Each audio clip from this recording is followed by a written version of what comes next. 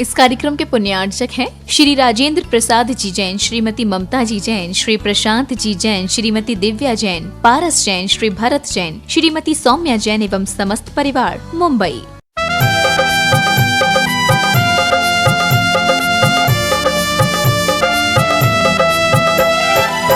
जिन शासन के नवाचार्य हैं, पूजे जिन्हें जग सारा है। जिन शासन के नवाचार्य हैं, पूजे जिन्हें जग सारा है। परम पूज्य श्री समय सागर को शत शत नमन हमारा है। परम पूज्य श्री समय सागर को शत शत नमन हमारा है।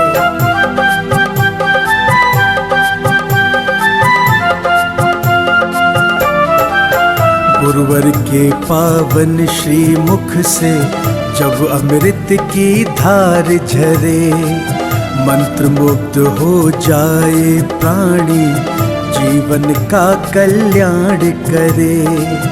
गुरुवर के पावन श्री मुख से जब अमृत की धार झरे, मंत्र मुग्ध हो जाए प्राणी, जीवन का कल्याण करे।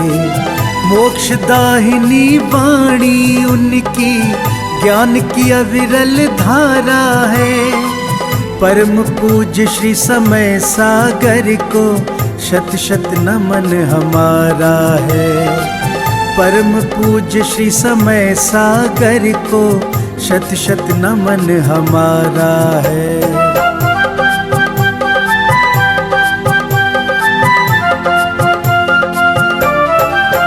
परम तपस्वी दिव्य ओजस्वी, धर्म ज्ञान के भंडारी, काया जिनवर के समरूपी, भक्तन के हैं भवतारी। परम तपस्वी दिव्य ओजस्वी, धर्म ज्ञान के भंडारी, काया जिनवर के समरूपी, भक्तन के हैं भवतारी। दिव्य दिगंबर रूप गुरु का लगता बड़ा ही प्यारा है। परम पूज्य श्री समय सागर को शत शत नमन हमारा है। परम पूज्य श्री समय सागर को शत शत नमन हमारा है।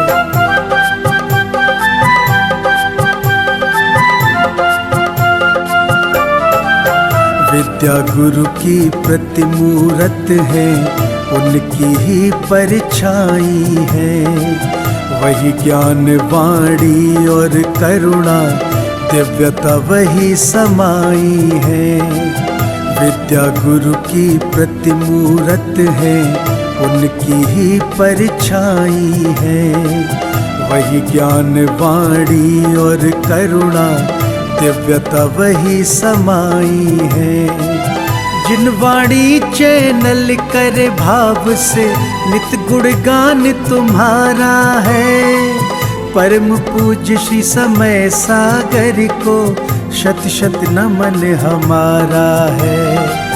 परम पूज्य श्री समय सागर को शत शत नमन हमारा है।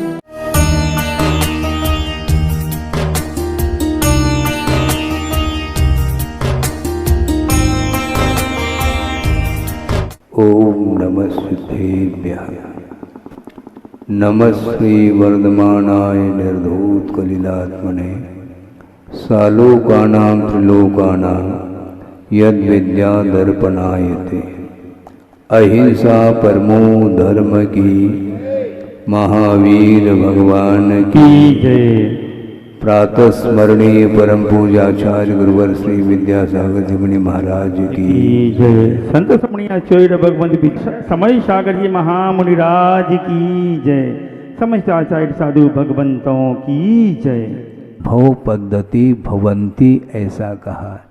संसार की परंपरा के लिए यदि कोई कारण है तो विपरीत दर्शन, ज्ञान और चारित्र जिसके माध्यम से संसार का निर्माण होता है। हमें आप लोगों को पूछना चाहते हैं, दूर दूर से आप लोग आए हैं क्षेत्र पर और उपदेश सुनने का मन भी आपको होता है, किंतु हम ये पूछना चाहते हैं कि सम्यक दर्शन, सम्यक ज्ञान और सम्यक चारित्र ये धर्म की संज्ञा को लिए हुए हैं और ठीक इसके विपरीत जो है उसको अधर्म की संज्ञा दी है।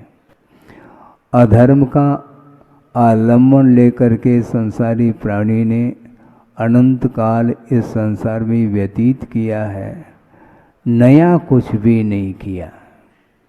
हम आप लोगों को पूछना चाहते हैं,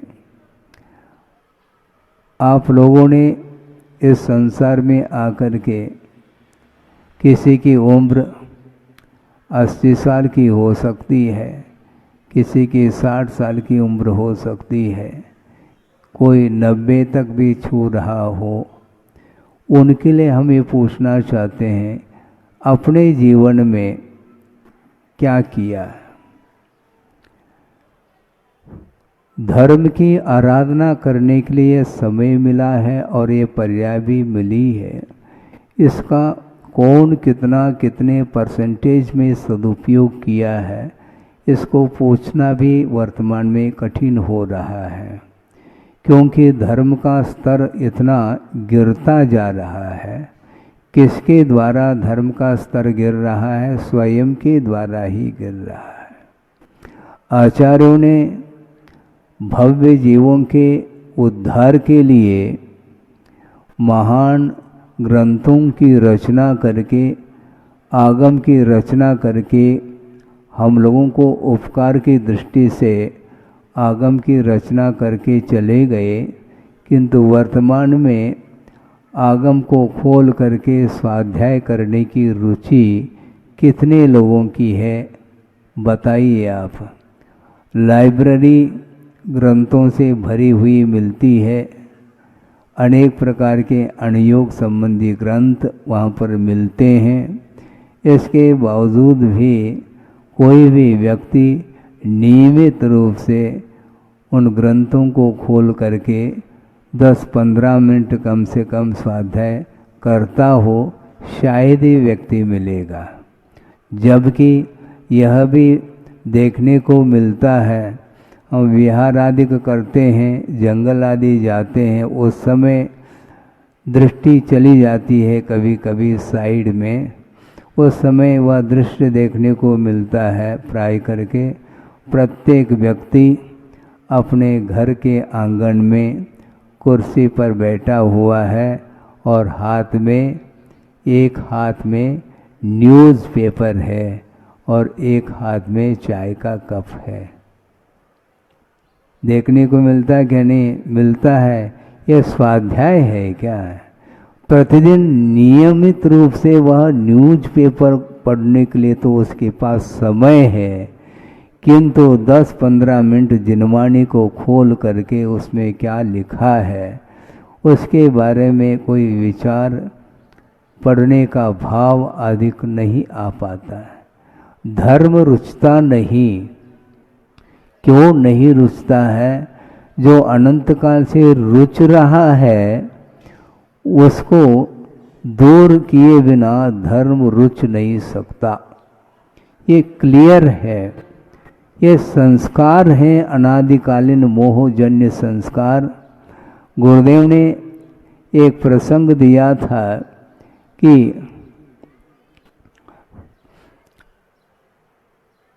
एक सज्जन अपने मित्र के यहाँ पहुँच गया और बहुत दिन बाद पहुँचा था। पहुँचने के उपरांत वह मित्र बोलता है, बहुत दिन बाद आए हो, कम से कम नाश्ता पानी करके जाना।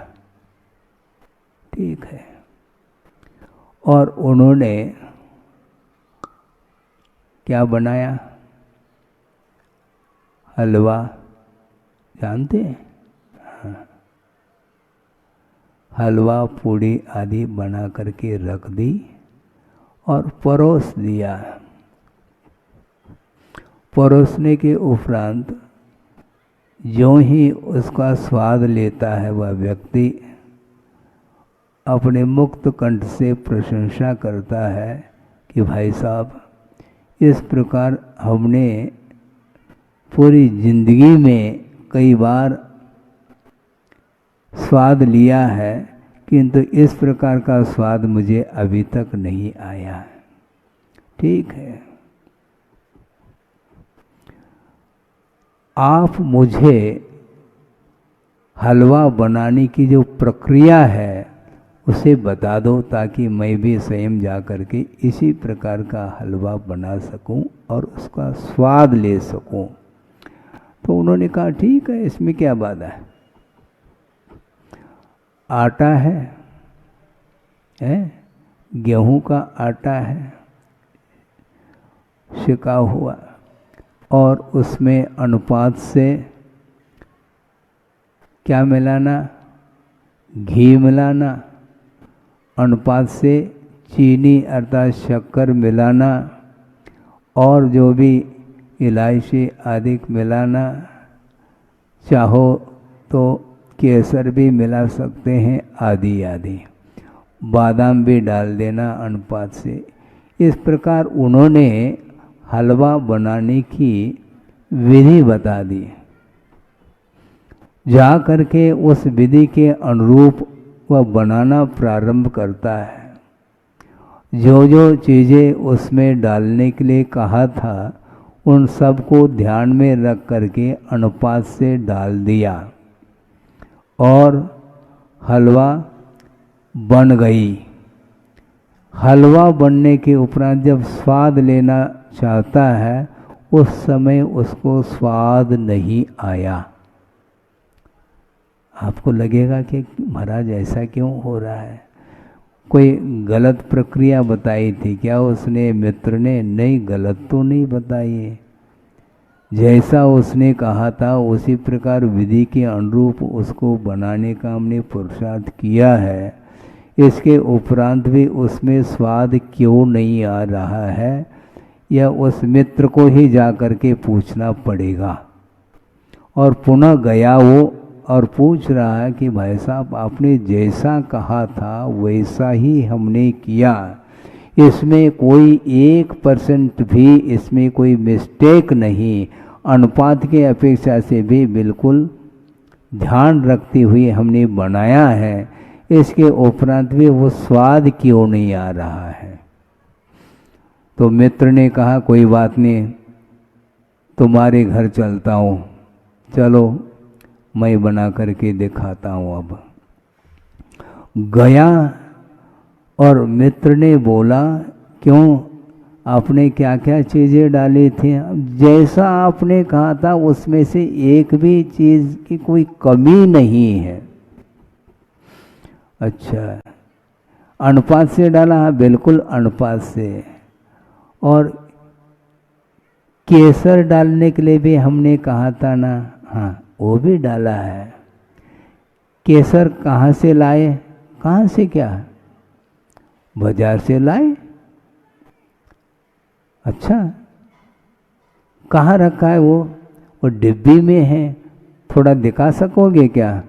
हाँ बिल्कुल दिखा सकता हूँ आपके सामने। और डिब्बी दे दी उसने, दे दी तो उसने सूंघ लिया।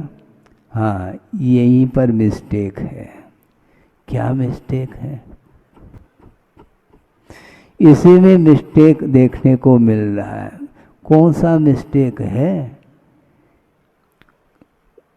इसमें केसर है, कस्तूरी है, आदि आदि, लेकिन जो डिब्बे में रखा है उसमें पहले क्या रखते थे? पहले हमने हिंगड़ा रखते थे हम। हाँ, उस हिंगड़ा का, हींग जिसको बोलते, उसकी गंध अभी भी उसमें आ रही है और उस डिब्बे में हिंगड़े की गंध आती है, उसके कारण ही वह हलवा में भी वह गंध उसी का आ रहा है। इसके कारण वह स्वाद नहीं आ पा रहा है। कुछ ही क्षण के जो संस्कार हैं, हिंगड़े के संस्कार, वह समाप्त नहीं हुए, जबकि अनादिकाल से ये मोह के संस्कार निरंतर आत्मा के साथ संबंध को लिए हुए हैं। तो ऐसी स्थिति में धर्म रुचे तो कैसे रुचे? धर्म बहुत कठिन काम होता है। विषय छूटता नहीं, कषाय छूटते नहीं। धार्मिक क्षेत्र में भी फैसिलिटी की आवश्यकता पड़ती है। थोड़े बहुत भी विपरीतता हो तो सहन नहीं कर सकते हैं और धर्म की बात करते हैं। धर्म की बात करना अलग वस्तु, किंतु धर्म को अपने जीवन में उतारना एक अलग वस्तु है। इसलिए सम्यक दर्शन, सम्यक ज्ञान और सम्यक चारित्र, ये तीनों धर्म के रूप में स्वीकार किया है, क्योंकि आत्मा का जो स्वरूप है, स्वभाव है, उसको भी धर्म कहा है। आत्मा का स्वरूप क्या है, स्वभाव क्या है? मात्र जानना और देखना, इसके अलावा आत्मा का और कोई भी स्वभाव नहीं है।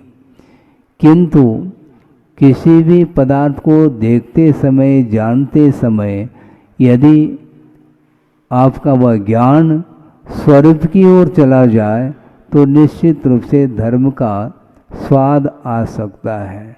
स्वरूप से दूर चला जाता है संसारी प्राणी, अर्थात उसकी दृष्टि स्वरूप की ओर नहीं जाती है, किंतु उन पदार्थों के प्रति जो आकर्षण है, उस आकर्षण की ओर उसकी दृष्टि जाती है। इसके कारण ही वह स्वरूप से वंचित हो जाता है।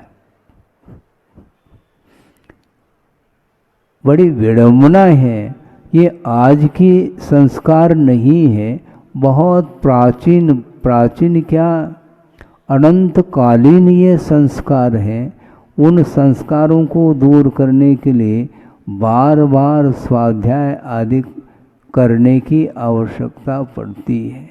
आगम में क्या लिखा है और हमारा जीवन किस रूप में चल रहा है, इस विषय में कभी किसी ने तुलना नहीं की, तो उसी का परिणाम है कि हम थोड़े बहुत औपचारिक कह दो तो अन्योक्ति नहीं है, धार्मिक क्रियाएं करते तो जाते हैं, किंतु मन हमारा उसमें नहीं लग पाता। और मन से यदि धर्म की आराधना की जाती है तो उसका परिणाम सामने आता है। और बिल्कुल मन मार करके ओसई बोलते हैं बुंदेलखंड में, ओसई करता तो ऊपर ऊपर से कर लिया, किंतु भीतर से तो नहीं कर रहा है, करना पड़ रहा है। कहाँ जा रहे हो? मंदिर जा रहा हूँ।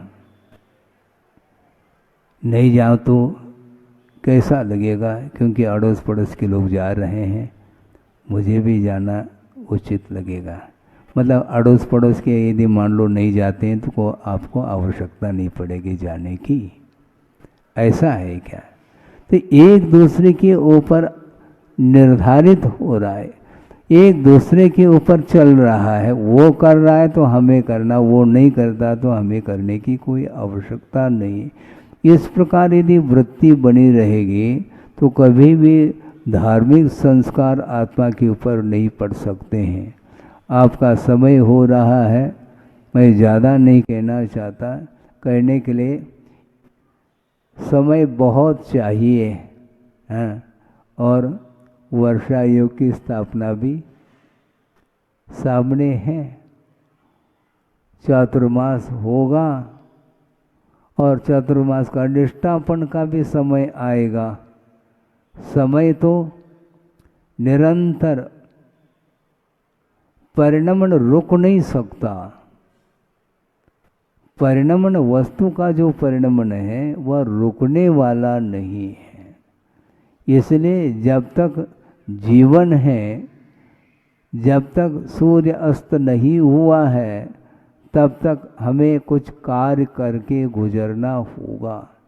अनंत काल से विषयों में डूबा हुआ संसार, उसके लिए आगम की बात भी रुच जाए कि बहुत दुर्लभ वस्तु है, ये रुचता नहीं है, अपने मन के अनुरूप ही चलना चाहता है, विधिवत चलना नहीं चाहता किंतु रुचिवत चलना चाहता है।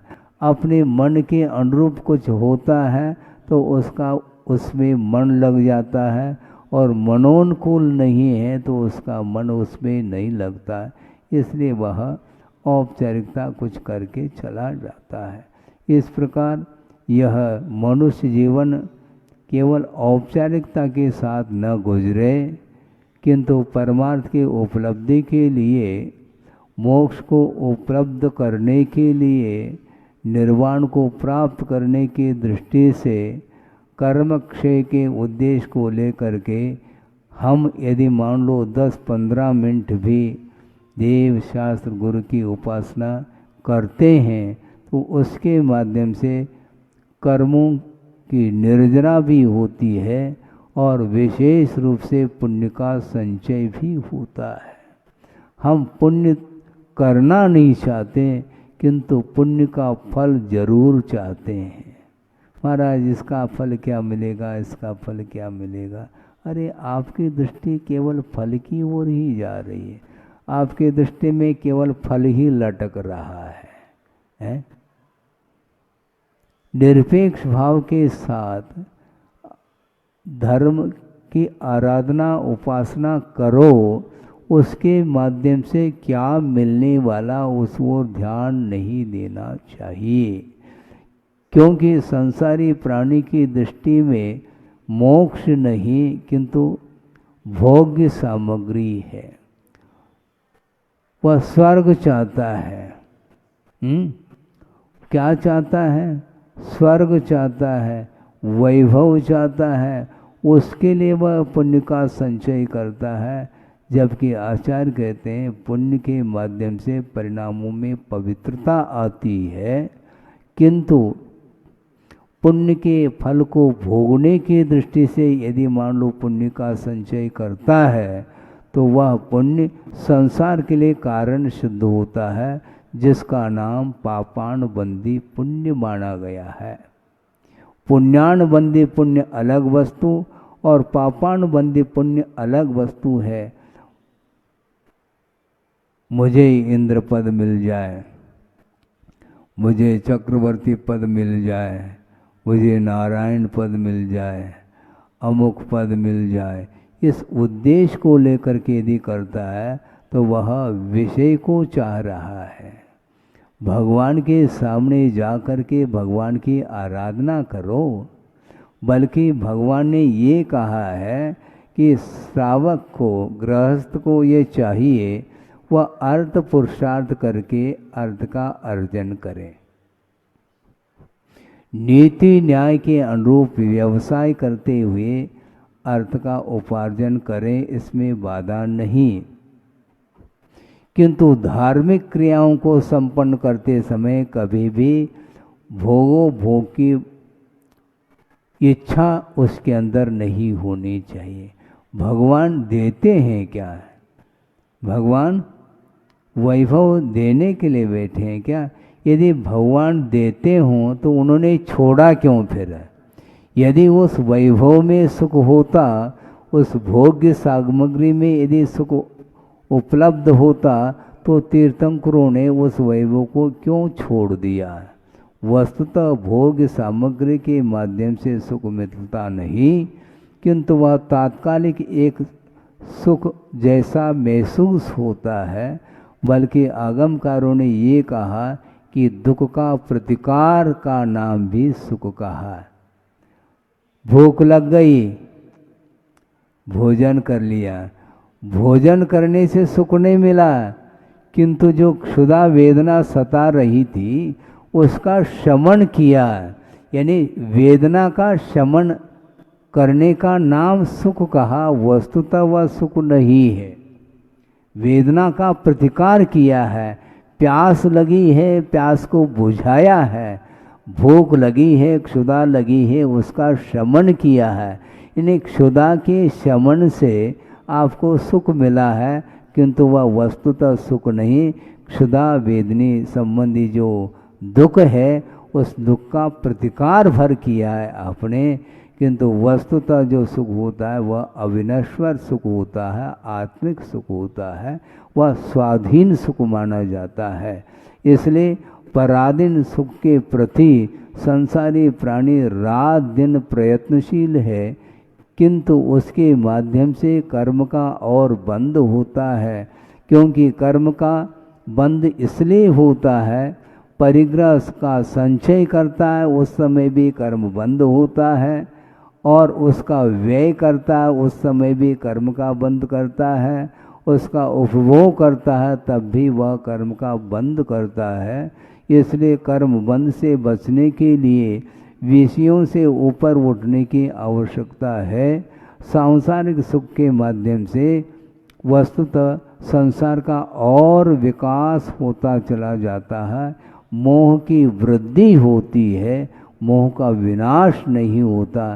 संसार का विच्छेद करना चाहो, मोहनी कर्म का विच्छेद करना चाहो तो निश्चित रूप से विषय और कषायों के लिए विराम देने की आवश्यकता है, और निरंतर एकमात्र पंच परमेष्टि की आराधना करते हुए अपने जीवन को व्यतीत करेंगे तो निश्चित रूप से पुण्य का साथ से पुण्य का संचय होगा, जिस पुण्य के माध्यम से विशेष रूप से और मोक्ष मार्ग की सामग्री उपलब्ध होती है, जिसके माध्यम से साधना के माध्यम से वह मोक्ष तत्व को प्राप्त कर सकता है।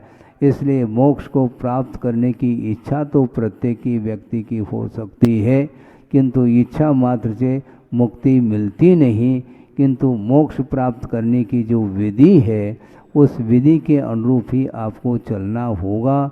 अभी तक जितने भी आत्माएं मोक्ष को प्राप्त हो गई हैं, उन्होंने भी पूर्वाचार्यों के द्वारा जो प्रशस्त मार्ग है उस मार्ग पर मोक्ष पथ पर चल कर के ही उस आत्म तत्व को प्राप्त करने का पुरुषार्थ किया है।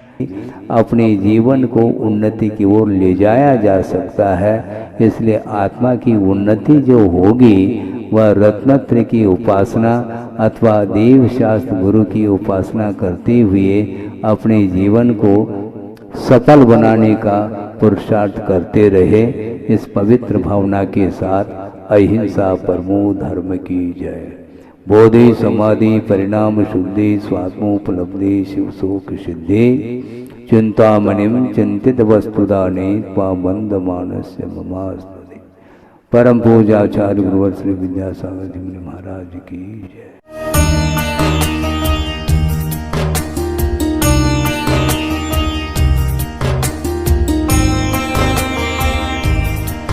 परम पूज्य संत शिरोमणि आचार्य श्री विद्यासागर जी महाराज भारतीय श्रमण संस्कृति के एक ऐसे महान साधक थे जिनके ज्ञान, ध्यान और तप की चर्चा युगों युगों तक सारे विश्व में होती रहेगी। किसी ने उन्हें चलता फिरता तीर्थ कहा तो किसी ने तीर्थंकर, पर सच में तो वे चारित्र, ज्ञान, तप और वात्सल्यता में ऐसे श्रेष्ठ संत थे जिन्होंने भारतीय संस्कृति के संरक्षण और संवर्धन के साथ साथ सदैव सामाजिक समरसता का पक्ष लिया और अपने प्रभाव और प्रताप से जैन ही नहीं बल्कि विभिन्न धर्मों को मानने वाले लाखों करोड़ों लोगों के दिलों में अपना स्थान बना लिया। किंतु आज जब आचार्य भगवान देह रूप में हमारे साथ नहीं हैं, लेकिन उनके जैसे ही कठोर तपश्चर्या एवं प्रबल अनुशासन से पल्लवित संस्कारों की झलक देखने को मिलती है, उनके प्रथम आज्ञानुवर्ती शिष्य परम पूज्य नवाचार्य श्री 108 समय सागर जी महाराज में, जो उनके बताए मार्ग पर चलते हुए आज विश्व में धर्म की महती प्रभावना कर रहे हैं।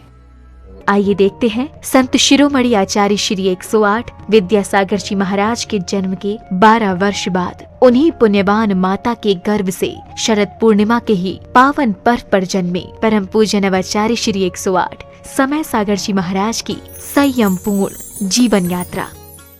आचार विचार हो या व्यवहार, तपश्चरण हो या संस्कार, या फिर हो व्यक्तित्व की बात, परम पूज्य नवाचार्य श्री 108 समय सागर जी महाराज प्रत्येक दृष्टि से साक्षात आचार्य भगवान की प्रतिलिपि कहे जा सकते हैं। और हो भी क्यों ना, आखिर जन्म देने वाले माता पिता तो एक ही हैं। और फिर इसे एक विचित्र संयोग कहें या फिर मलप्पा जी और श्रीमती जी के पूर्व भवों का पुण्योदय, जो उन्हें 27 अक्टूबर सन 1958 को शरद पूर्णिमा के ही पावन पर्व पर पुनः एक बालक के माता पिता बनने का सौभाग्य प्राप्त हुआ।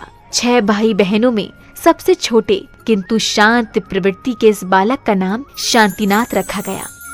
शांतिनाथ जैन बाल्यावस्था से ही पढ़ने लिखने में तो कुशाग्र थे ही, लेकिन जैसे जैसे समय बीतता गया वैसे वैसे उनकी रुचि धर्म और आध्यात्म में बढ़ने लगी। और इसी अभिरुचि के कारण ही मात्र 17 साल की उम्र में ही शांतिनाथ जा पहुँचे राजस्थान स्थित श्री महावीर जी में विराजमान आचार्य श्री विद्यासागर जी की शरण में, जहां 2 मई 1975 को आचार्य श्री ने शांतिनाथ जी की प्रार्थना स्वीकार कर उन्हें ब्रह्मचर्य व्रत दे दिया। ब्रह्मचर्य व्रत धारण करते ही ब्रह्मचारी शांतिनाथ जी दिन रात गुरु सेवा और धर्म ध्यान में तल्लीन हो गए।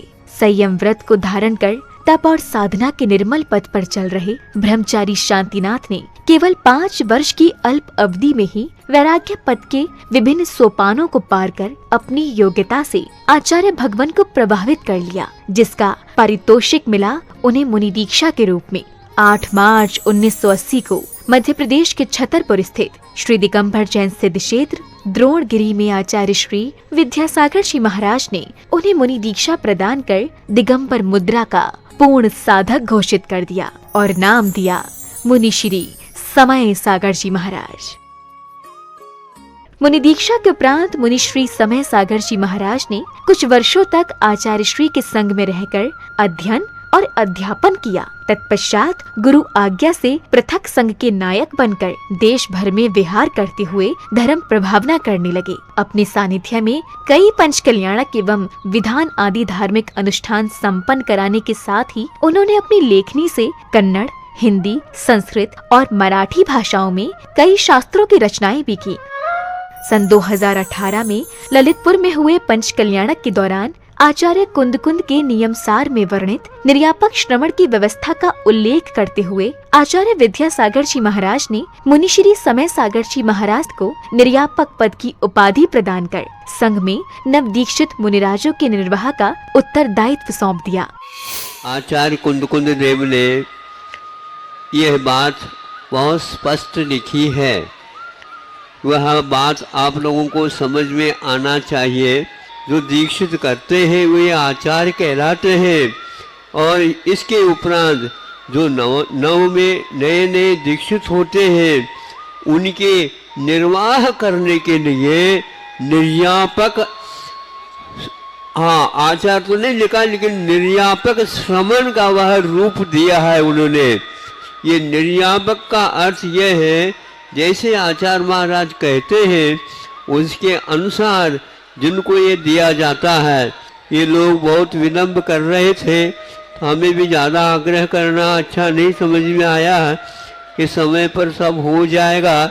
वह ललितपुर में योग था और आज आप लोगों के सामने हुआ है कि ये जितने भी नए श्रमण बने हैं ये इनके लिए प्रशिक्षण देने का श्रेय जाता है समय सागर निर्यापक को। कौन चाहता है जिम्मेदारी लेना, लेकिन वे लेना तो पड़ेगा। तो समय सागर जी को बहुत आग्रह करना पड़ा। 40 साल होने के उपरांत हाउ कहा है।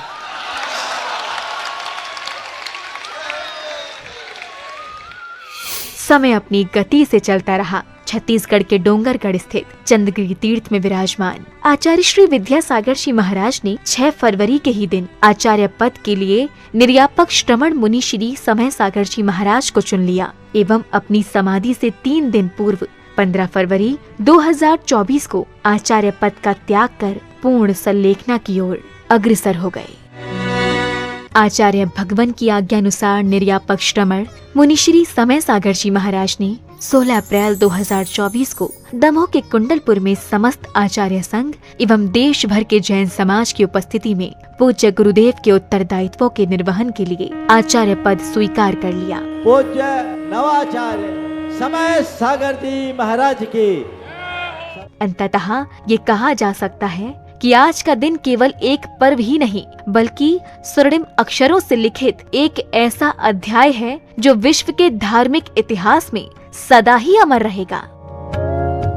ये मात्र एक संयोग नहीं बल्कि पूरे समाज का पुण्य है जब एक ही दिन जन्मे गृहस्थ जीवन के दो भाइयों ने गुरु शिष्य के रूप में परिवर्तित होकर धर्म उत्थान को अपना कर्तव्य माना और इसे परम पूज्य संत शिरोमणि आचार्य श्री 108 विद्यासागर जी की कठोर तपश्चर्या एवं संस्कारों का ही परिणाम कहेंगे, जो आज नवाचार्य श्री समय सागर जी महाराज भी उनकी अक्षुण्ण परंपरा का निर्वहन करते हुए धर्म की प्रभावना कर रहे हैं।